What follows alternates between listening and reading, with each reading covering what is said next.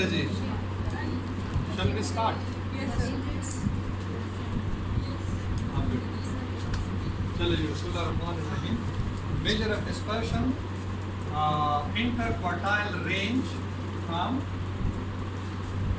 continuous series.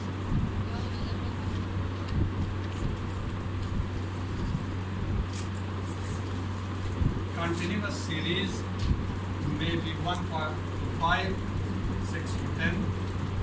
11 to 15, 16 to 20, 21 to 25.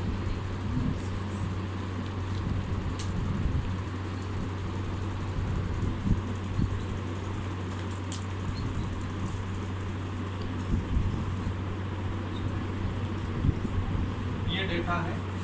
और इसकी जो फ्रीक्वेंसी है 2, 4, 3, 5, 8, 7, 6, 4, 3 और 2 है। सपोज ये मेरे पास डेटा है, ठीक है जी। Now I will calculate interquartile range from continuous series, from a continuous series. So there is a different way of calculating interquartile range, first the quartiles and then the interquartile range, then the individual and discrete series. ठीक है जी। आपने quartile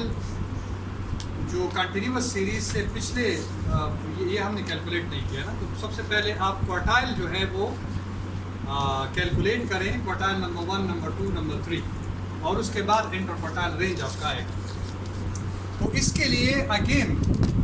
ये है कि आपके पास अगर data जो है ना वो डिसऑर्गेनाइज या स्कैटर डेटा है, तो सबसे पहले आपने इसको ऑर्गेनाइज करना होगा, because quartile is a measure of position,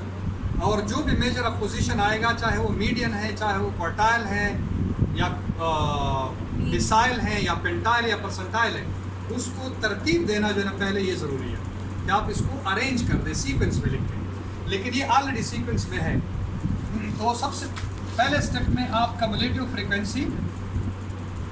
6, 9, 14, ये है 22, 29, 35, 39, 42 और ये 44, ठीक है जी। उसके बाद आपने क्या करना है कि क्वार्टाइल नंबर 1 इसकी क्लास जो है ना वो आपने डिटरमिन करनी है, क्वार्टाइल नंबर 2 और क्वार्टाइल नंबर 3। जो क्वार्टाइल क्लासेस हैं सबसे पहले आपने वो डिटरमिन करना है, उसके बाद हर एक के लिए अपना फार्मूला जो है ना वो लगेगा, ठीक है। और इसी तरह आप क्वार्टाइल नंबर 1, नंबर 2 और नंबर 3 आप कैलकुलेट करेंगे और फिर इंटरक्वार्टाइल रेंज जो है आप मालूम कर सकते हैं, ठीक है जी। तो क्वार्टाइल नंबर 1 जो है, सबसे पहले ये फार्मूला सिग्मा f अपान 4, ठीक है जी। सिग्मा f अपान 4 क्वार्टाइल नंबर 1 जो क्लास है, quartile class number 1, class number 2, number 3। तो सबसे पहले ये डिटरमिन कर लें, सिग्मा f आपके पास है 44 और 4 पे इसको डिवाइड करें तो ये 11 बन जाता है। तो 11th value in the cumulative frequency, 11th value in the cumulative frequency कहाँ पे आ रहा है? 14, क्योंकि 9 से ऊपर है, 14 से कम है, तो ये वाली आपकी क्वार्टाइल नंबर 1 क्लास है, क्वार्टाइल क्लास नंबर 1 है। अच्छा, इसके लिए फिर क्या करें कि साथ साथ में आप कैलकुलेट करते जाएं कि क्वार्टाइल नंबर 1 आपने कैसे मालूम करना है। तो इसकी क्लास बाउंड्रीज बनाएं, क्योंकि क्वार्टाइल नंबर 1 जो है इसका फार्मूला है L प्लस h अपान 4 h अपान f इंटू सिग्मा f अपान 4 माइनस कम्युलेटिव फ्रीक्वेंसी, ये इसका फार्मूला है क्वार्टाइल नंबर 1 की। इसी तरह क्वार्टाइल नंबर 2 का जो फार्मूला है वो L प्लस h अपान f इंटू सिग्मा f अपान 4 इंटू 2 माइनस कम्युलेटिव फ्रीक्वेंसी। इसी तरह क्वार्टाइल नंबर 3 जो है वो L plus h upon f into sigma f upon 4 into 3 minus cumulative frequency. Quartile number 1, number 2, number 3 from a continuous series. इसी तरह तो सबसे पहले क्वार्टाइल नंबर 1 की क्लास आपने मालूम किया, अभी क्वार्टाइल नंबर 2 की क्लास क्या होगी? सिग्मा f अपान 4 इंटू 2 इससे तो 11 आया था, 2 मल्टीप्लाई करें तो ये 22। अब 22 इसमें देखें एग्जैक्टली आ रहा है, 22 आ रहा है ना, तो ये वाली आपकी क्लास है। क्वार्टाइल नंबर 2 की जो क्लास है वो ये वाली है। और सिग्मा एफ अपॉन 4 इंटू 3, तो 11 मल्टीप्लाई बाय 33, तो 33rd वैल्यू कौन सा है, ये 35 के नीचे आ रहा है, ये वाला है। क्वार्टाइल नंबर 3 के जो क्लास है वो ये वाली, ठीक है जी। अब इसमें मुझसे क्या मांगा गया है कि h है h अपान f, h तो विड्थ है क्योंकि 5 है, 1 से लेकर 5 तक विड्थ 5 है ना, और f जो है इसकी फ्रीक्वेंसी, क्वार्टाइल नंबर 1 की फ्रीक्वेंसी कितनी है, 5 है। इसी तरह L जो है lower boundary of the first quartile class, ये 16 है, तो ये 15.5 और 20.5 हो जाएगा, 0.5 माइनस कर दे और 0.5 8 कर दे। अच्छा जी, तो ये वाला हो। अब दूसरा जो है इसमें भी यही है, और कम्युलेटिव फ्रीक्वेंसी क्या, द प्रीसीडिंग क्लास, ये वाली कम्युलेटिव फ्रीक्वेंसी है आपकी क्वार्टाइल नंबर 1 की। तो cumulative frequency of the preceding class, यानी इस क्लास से पहले जो क्लास आ रही है उसकी कम्युलेटिव फ्रीक्वेंसी, ये आप इस फॉर्मूला में पहले डाल दें। Quartile number 1 lower boundary 15.5 plus 5 upon f कितना है, 5, सिग्मा f कितना है 44 divided by 4 minus cumulative frequency 9, तो 15.5 प्लस 1 इंटू 11 माइनस 9, ये 15.5 प्लस 1 इंटू 2, 15.5 प्लस 2, ये 17.5, तो 17.5 जो है वो आपका क्वार्टाइल नंबर 1 है, 17.5 इसमें आ रहा है कि नहीं आ रहा, 15.5 से लेकर 20.5, इसका मतलब ये कि आपकी कैलकुलेशन ठीक है, ये इसी क्लास के अंदर आ रहा है क्वार्टाइल नंबर 1, ठीक है जी। अब क्वार्टाइल नंबर 2, इसकी आप क्लास बाउंड्री बनाएं, ये 30.5 और 35.5, लोअर बाउंड्री आपकी 30 आ रही है, 30.5 प्लस 5 डिवाइडेड बाई इसकी फ्रीक्वेंसी कितनी है, 6 जी, क्या सर ये क्वार्टाइल 3 है, आप क्वार्टाइल 3 कैलकुलेट कर रहे हैं। अच्छा सॉरी, ये वाला 20.5 और 25.5, ठीक है, तो ये 20.5 है,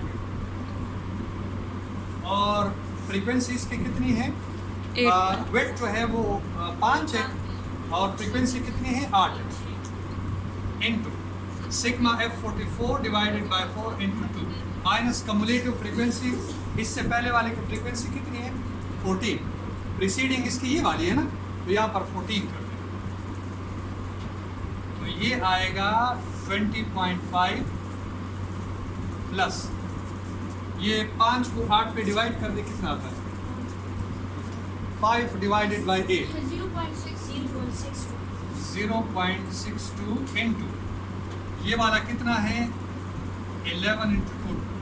ये 22 माइनस 14 ऐसा आएगा, तो 22 माइनस 14 8 आएगा, 20.5 प्लस 0.62 इंटू 8, इसके साथ 8 मल्टीप्लाई करें, से 0.62 से 8 मल्टीप्लाई करें जी,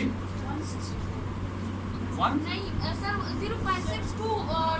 मल्टीप्लाई बाय 8, 4.96 4.96, इन दोनों को प्लस कर दें, तो ये 25 पॉइंट कितना आएगा, 4। अब आप देखें ये 25.4 इसमें है, बिल्कुल 25.5 तक है, तो 25.4 इसके अंदर आ रहा है, अगर ये 25.5 भी आ जाता तब भी इसके अंदर आता,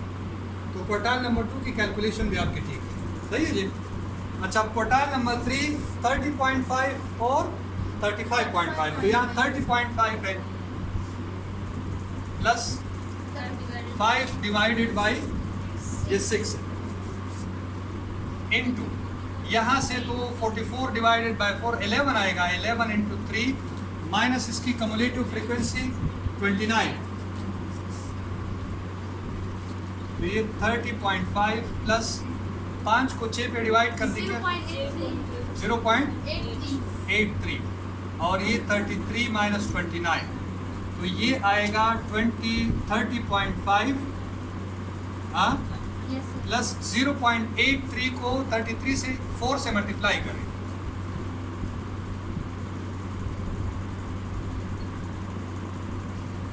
कितना आता है सर 0.83 से क्या करें 4 मल्टीप्लाई करें 3.3 3.33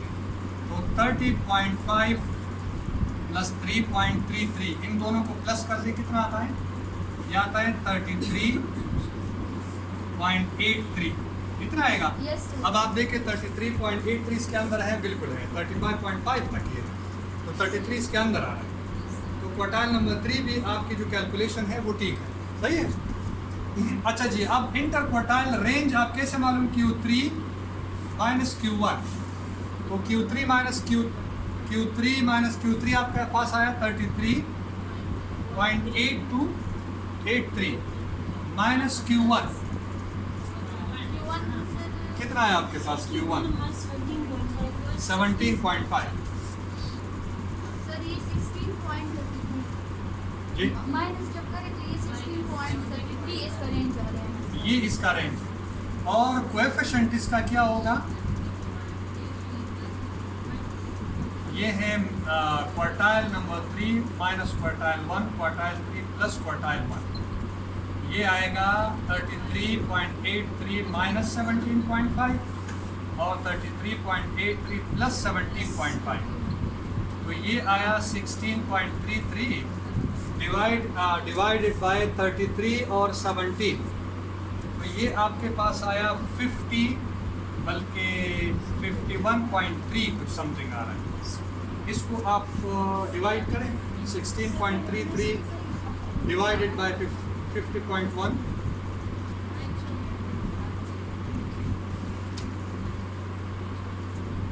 50.3 0.31 या 31% वेरिएशन 31% तो आप इसको दूसरे डेटा सेट के साथ आप कंपेयर कर सकते हैं इसमें वेरिएशन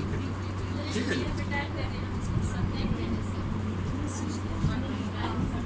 जी ये अब आप किसी को समझ